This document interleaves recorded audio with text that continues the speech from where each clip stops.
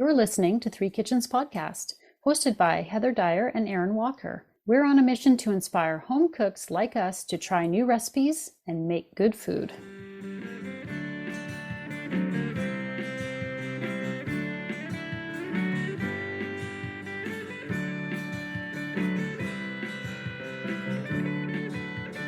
Hello, welcome to Three Kitchens Podcast. Hello. Here we are. I am your host, Heather, and there over on my screen is Aaron. Hey. Hi. So recently, my son had a birthday, and I'm sure everyone out there who celebrates, especially kids' birthdays, the cake is kind of important because it's like the celebratory, the showpiece, I guess, of like the little birthday celebration, even if it's just your immediate family. Everyone's excited for the cake. Yeah. Why? Everyone is always like, ooh, what does the cake look like? Ooh, did you make the cake? Ooh, cake. And it's like, haven't I already done enough? Yeah, like how many times do we have to do, like until what age? Although I still end up making cake for my husband too. I'm like, and that's what I did. I also made a cake for Father's Day because yours was very cool. Yeah, we had some fun making some cakes. We've been making a lot of cakes in our house. I don't know. There's like cake overload right now. Yeah, I have to say I haven't been making all the cakes like you have, but I'm kind of sick of cake. And maybe it was just from this one cake. I'm like, when people ask the question, cake or pie? I am not as big a fan of cake. I would much rather have pie if that was my option. I like cake, but it's not like my favorite dessert. There's so many better things. So when I have to make the cake, I like to keep it simple, but birthday cakes are never just a simple cake. And what I've really learned about myself, especially since having kids and having to make all these cakes twice a year for children. Stinking cakes. I don't have a single skill for decorating cakes. I find it very difficult. I mean, there's a reason people don't like just slap together their own wedding cakes because you want it to look really beautiful, right? Oh, there's a discussion we should start having. The good prairie old school matrimonial cake recipes. I think it's fruit cake, and you used to then take your piece home from the wedding and you put it under your pillow. This is part of it I do not know.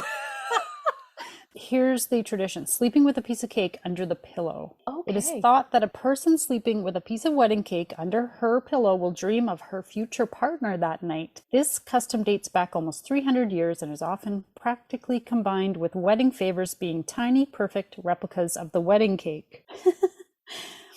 Does this also mean that the person ends up with an infestation of mice in their straw mattress? I'm trying to think back to when this is like originating, and I'm like, in the horsehair really mattress? Impractical shit. Yeah, they didn't have like cellophane to like wrap it up. No, exactly. Like it was probably in cloth or something, squished under their pillow. But if it was a fruit cake, like I'm thinking that traditional sort of, it didn't have any icing and it was probably hard as a rock. You know what? Since we're so sick of cake, why don't you wait and make it for our Three Kitchens anniversary? There we next go. April. That sounds like a timeline I can handle. I like a cake I don't really like that layered cake, birthday cake style of cake. I mean, I like a crumble cake, like the plum cake that I made earlier with my grandma, or a coffee cake. Yeah, like there's a wide variety of cakes, even a short cake. I like or a pound cake. Or a pound cake. There are so many cakes, and this specific type of birthday layered, iced, decorated cake thing is not really in my wheelhouse. Me either. And yet, here we are. We're doing an episode. I have to say, there have been a few cakes in the past that I think turned out okay. Again, layer cake, not my favorite, but some of them looked kind of cute. I think I managed to pull it off a couple of times. I did one of those ones where when one of my kids was little, where you put like a toy dump truck on the top, and then you kind of like pull part of the cake away to look like the truck kind of excavated the cake. And I did one with like an upside down ice cream on the top that looked like it was sort of melting over the cake and like that kind of thing. And some of them turned out kind of cute. But again, you still have this layer cake, all the icing. Yeah. And nobody really wants all that icing, you The know? icing's a lot, especially if you're not like a well-seasoned baker, because that icing is kind of what's holding together to make it look a certain way. So we're going to talk about a layer cake that I made for a birthday. Go check out what it looked like. My son is into robotics, and so Erin, you gave when I was like, "Oh no, I have to do a birthday cake." You were like, "Well, how about something robotics because he's into that." And I was like, "Oh, great idea." That's the theme of the cake. And he requested red velvet cake, which was something I'd never made from scratch. Have you? Nope, haven't tried that one yet. Okay, so for anyone who's not familiar, red velvet is a very light chocolate cake. So it's chocolate, but with very little cocoa. And then you use red food coloring to make the cake look some degree of red color. So I guess if you were not to put the red dye into it, it would just look like a very pale chocolate cake. I made this red velvet cake. Apparently, it is a Southern American classic. So maybe that's where it originated. And it's a flour, a little bit of cocoa, baking soda, salt, espresso powder, butter, sugar, eggs, sour cream, buttermilk, vanilla, and then there's a tablespoon of white vinegar that goes in there, and 2 tablespoons of red food color paste. Yeah, I was like, that's a lot of food coloring. And I had gel instead of paste, and I don't know if that makes a difference or if those things are this. Good questions. I kind of did the thing where I put in a tablespoon. I thought, that is like a lot. And I mixed it up and I thought, meh, looks red enough to me.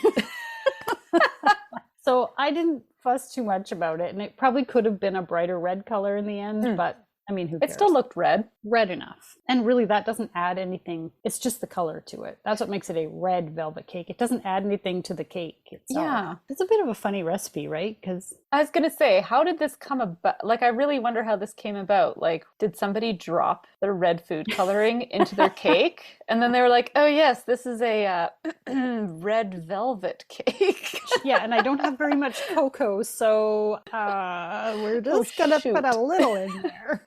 And then let's add the red color to make it look good. This totally sounds like a MacGyvered recipe.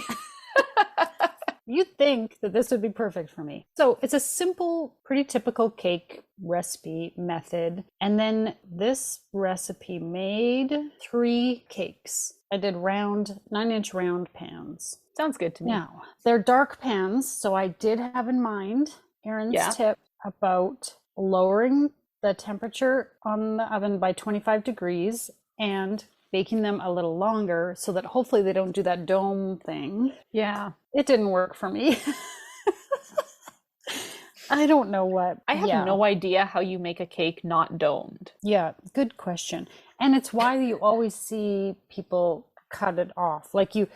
So if you pop it out of the pan, let it cool, and then put it back in the pan and use a serrated knife, like a bread knife, and cut along the top. It should be fairly even, right? In theory. Well, my cakes did not rise to the top. Like, they weren't above the pan. They were just domed within the pan. Good I'm telling you guys. Cake is a 4-letter word. Decorating especially.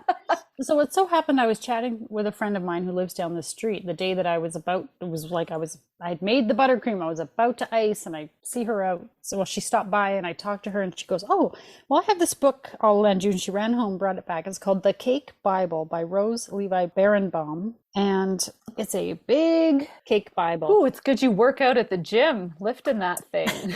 There's no pictures in here either, Erin. Oh, shoot.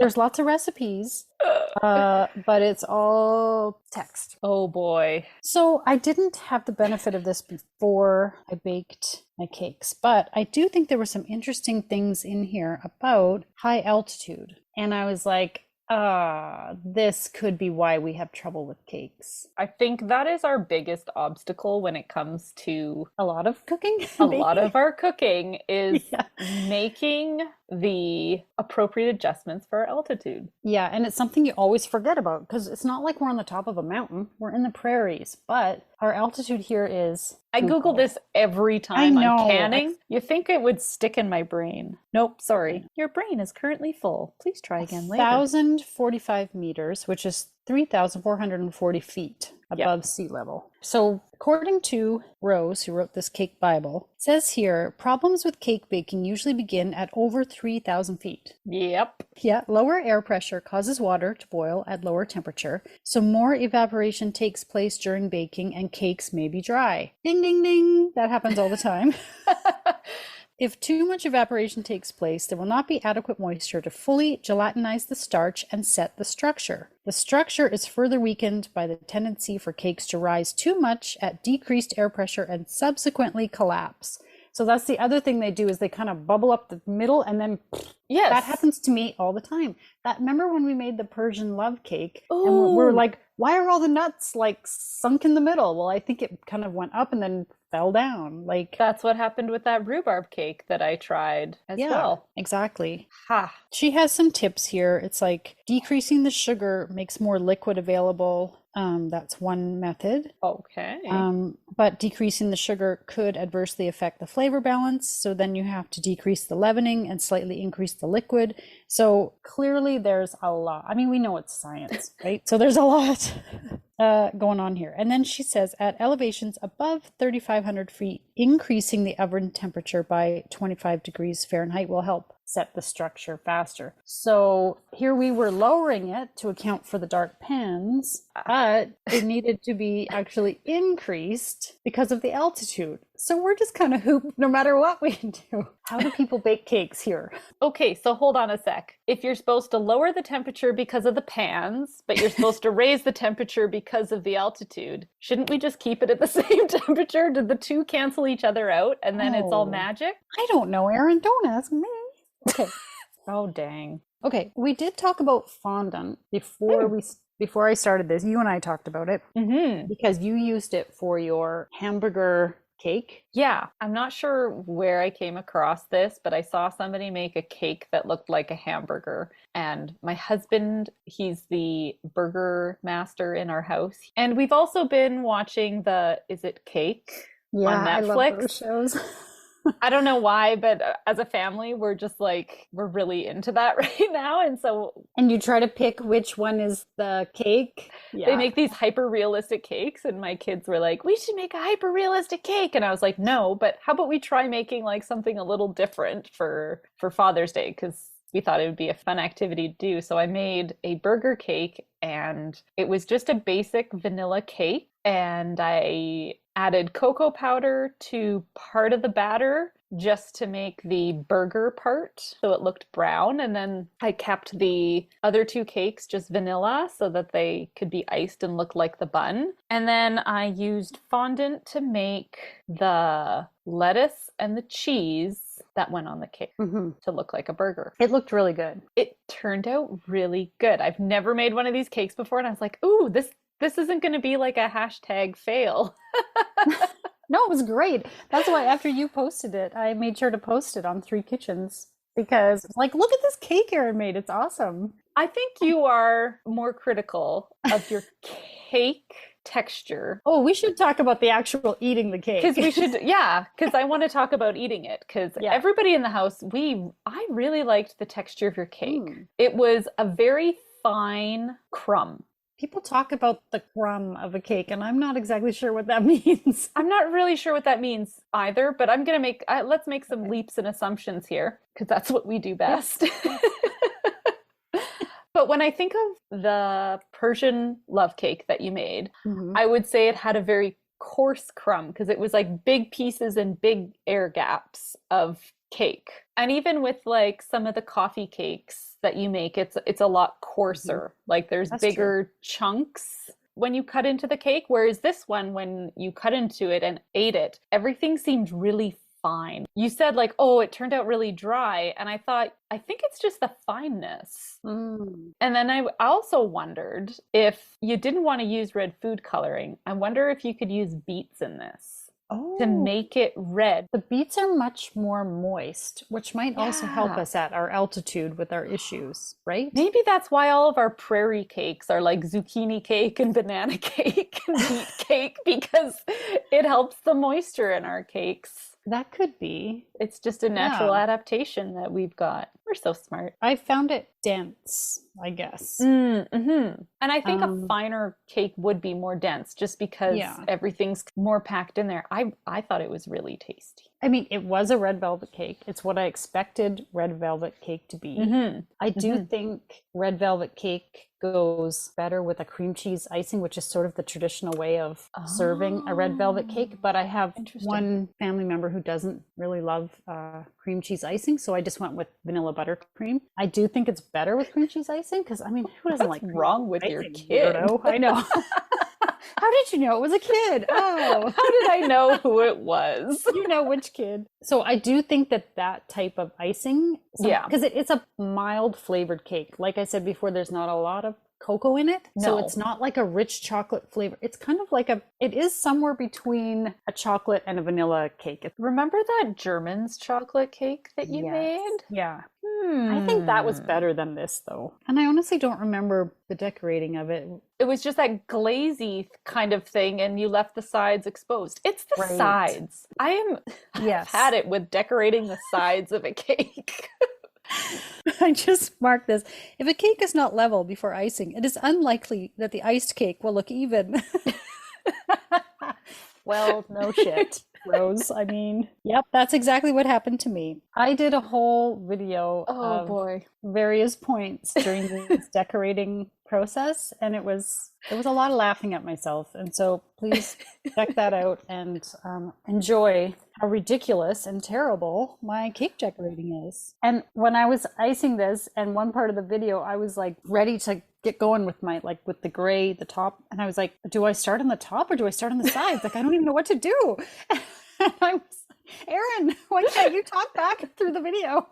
I need your help. My husband made this cake from a cookbook for Mother's Day. This is also why I had to make a cake for Father's Day this year, because I was like, oh my God, he made me cake. I better make him a cake. And this is also why you're like, I've had so much cake recently. I've also had way too much cake, which is okay. It's the first time I ever made fondant, and that was really fun to do, and I really enjoyed it. And I thought like, oh, this is why people do this all the time, because it's actually not that challenging to make, and it makes everything look better. Because icing a cake, I'm not the best at. And so the one tip that I have preaching to the choir. Yeah. is that I made my cakes the day before, and then I froze them overnight so that they were like rock hard. You want them cold when you decorate You them. want them cold. And I found like when I froze it and then I trimmed the top to make it look more dome shaped, like the top of a bun would be, the first layer of icing that I put on there, it froze solid as I was icing it. And that really allowed me to make it smooth. Because I've never actually gotten my cake to be smooth from icing it with like a buttercream. So freezing it really helped. And then for the top of the bun to look like sesame seeds, you put Rice Krispies. I know, it was so cute. It looked so cute. Thank you for tuning into this episode. We know it's a little bit different. We don't usually come on the podcast and rant about things we don't enjoy doing in the kitchen, but we hope you're getting a little laugh out of it as we did. We have made some cakes that we've absolutely loved. German's chocolate cake, for one, fantastic recipe. Anybody can make it. If I can, you can. And if you are an advanced cake baker, check out the Onde Onde cake. It is a stunner. These recipe links will be in the show notes. And of course, all our episodes and recipes can be found on our website at threekitchenspodcast.com. Now, back to the show. Yeah, so you had said to me, listen, fondant is not that hard. I made it. You could make it and put it on your cake. And as I was planning out my robotics cake, I thought, I don't like fondant. I don't like the texture of it. I don't like when I get a cake, you get it like a store-bought or like a bakery cake. I always peel that off. I think it looks pretty, but I don't actually like to eat it. But because we'd been talking about it, I did look it up in the Cake Bible. Ooh, what does she say? Well, I learned some interesting things. There's two kinds of fondant. You can make a poured fondant, which apparently she says is painstaking, or you can make a rolled fondant. If somebody who makes cakes says that's painstaking, I will not be taking it on. Yeah, and apparently the poured fondant is more shiny, glistening surface, whereas the rolled fondant is like a matte finish. Is that like a mirror cake? No, you know what? Is that even differenter? That's even differenter because I looked that up one time because I thought, oh, it looks so cool, those mirror glazed cakes. But it's so much cream in that whatever, however they make the glaze, that I was like, I can't eat it, so I'm not going to make it. But what I learned about fondant is that a rolled fondant seals in the freshness of a cake for several days. And it also makes, like you said, you can make shapes and things out of it, which is cool as well. But it was used originally. It originated in England, where it was used to cover fruitcakes to keep them fresh. Oh. And she also says it's traditional for even a home cook to wear only white when preparing fondant because just a fleck of lint can cause an off color. Did you wear white? Do you think I own anything white since I had kids? Who wears white in the kitchen? That's what I'd like to know. Anyway, I thought that was interesting that it was developed as a way of preserving the cake. So if you do cover a cake in fondant, you can keep it longer. And I would imagine that's often why bakery cakes are done that way. So like a wedding cake, then it's fresh. While it takes longer to decorate and prepare and deliver and all that, Yeah, I thought that was kind of interesting. Well, the fondant that I made was made with a package of mini marshmallows, water, powdered sugar. Okay. What Rose has in her recipe is a white shortening, especially if you want it to stay white. So melted the marshmallows with water on the stove until kind of like making a Rice Krispie square. And then you pour in your powdered sugar and you just keep mixing until it finally becomes dough-like. And then that vegetable shortening, I didn't use vegetable shortening. I used sunflower oil because it was really just to keep it from sticking when you rolled it out. Yeah, marshmallow is so sticky. Marshmallow is so sticky. And so like you kind of have to get it to this point where you can work with it without it sticking to you. And it was the oil that did that. Cool. So I'll post up the recipe that I used and a picture of the cake. Yeah, that one's fun. I decided to just do buttercream on my red velvet birthday cake. I just did a vanilla buttercream in between and as kind of I'll call it a crumb coat, but clearly if you watch the video, I did not do that right. It was not nice and thin. I don't know what. Okay, you know by now that I'm not good at this and it didn't turn out great. But then for the top layer of icing, I colored my buttercream slightly gray because it's a metallic look I was going for. It's kind of rough looking. I just spread that on as best I could. And yes, Rose, my cakes definitely were uneven. You're right, but whatever. I went with it. And I was trying not to pile on too much icing because nobody wants so much icing in the cake, but I definitely had to fill some cracks between because my cakes were not flat. And I was like, oh, it's going to be too much icing. But I mean, you can't just leave holes in it. You have to kind of fill it in. Just one note on buttercream. I just want to say, I don't like a buttercream that tastes like butter. What are your thoughts on the taste of a buttercream? I once had a cake from a bakery in town that is very popular. It was really cute. It was like a kid's cake. Cake itself was really great. The buttercream to me tasted like it had no sugar. It was like butter was spread on the cake. That's not my favorite. I'm right with you. I kind of feel like when you bite into a buttercream, like if I took a scoop of it, because I would never do that, just by itself, I should be able to crunch the sugar in my teeth a bit. Like it should be. It's meant to be. I like it sweet. Like that. Yeah. Right? I know. And I feel like I tried not to go overly sweet with the buttercream on this cake just because I know my family leans a little more toward less sweet and they would just scrape it all off. Just like, what's the point then? Yeah. But there is a fine balance. And I would love, as you said, for someone who's really good at this to tell us what is that perfect balance between a bite that tastes like a mouthful of butter and too sweet that hurts your teeth, Yeah. And sometimes the flavor is not that good because the icing, it just tastes like icing sugar. Like there's no other flavor in it. And I don't know why. Yeah. Yeah. I think it's a tricky thing. I liked the buttercream that I ended up with on the cake that I made. And it had butter, icing sugar, whipped cream, vanilla, and a bit of salt. Oh, and I've never made a buttercream that I haven't seen a buttercream recipe that had whipping cream in it. And it was only 2 tablespoons. I don't know what that would do in dairy adverse land. Yeah. I felt like it made the buttercream I was really happy with that buttercream. It had a better balance for me between the butter and the cream. Because I don't like a super greasy Butter? Yeah, like Like it's you don't want it weird. to be a mouthful of butter. As much as I love butter, that's not what I'm going for. The Yeah. one that I made had a bit of cream in Mm, it as well, and vanilla. yeah. And I think the cream does help with the texture, kind I of think smoothing it so. out. Yeah. And maybe I didn't have quite enough for to get that real nice smooth spreading. I think it also has to do with temperature. It's, hot in the house, the cake is cold.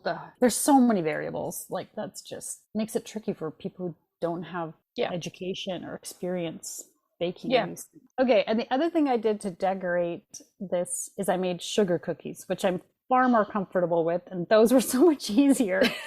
Like we should have just had cookies for birthday. Can we put a candle in a cookie? Because it would have Yeah. been so much easier. You make the best sugar cookies. Can I just Sugar say? cookies are so easy. But your Like sugar cookies, and you do like a nice dipped glaze on them. I think I had posted it with some Easter little chick cookies that I'd made. Those were cute. But it's just a basic sugar cookie, like a cutout sugar cookie. But it's from a book that's designed for parents to cook with their kids. So it's something Oh, easy. okay. These are easy recipes that kids can follow, Right. which sign me up. Easier the better.